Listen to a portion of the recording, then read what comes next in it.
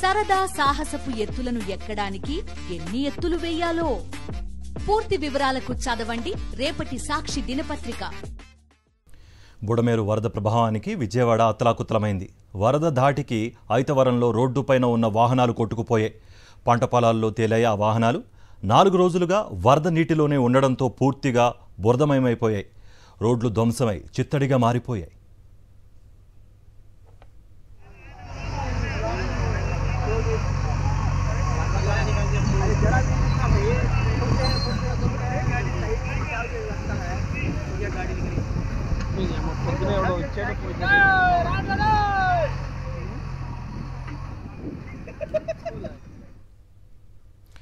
ఇటుక బుడమేరు వరద ప్రభావానికి విజయవాడ అతలాకుతలమైపోయింది.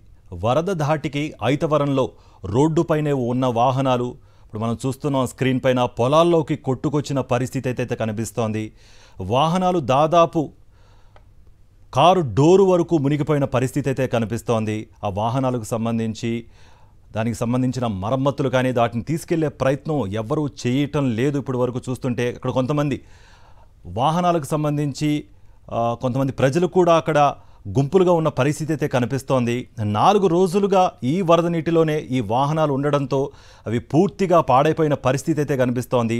వాటిని అక్కడి నుంచి ఎలా తీసుకువెళతారు అనేది ఇప్పుడు మెయిన్గా ప్రశ్నార్థకంగా మారుతున్న పరిస్థితి అయితే కనిపిస్తోంది.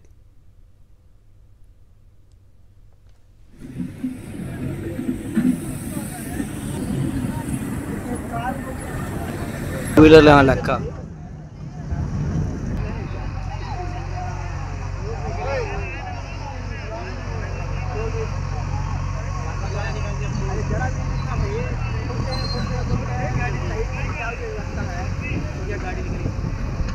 పొద్దున ఎవడో వచ్చాడు.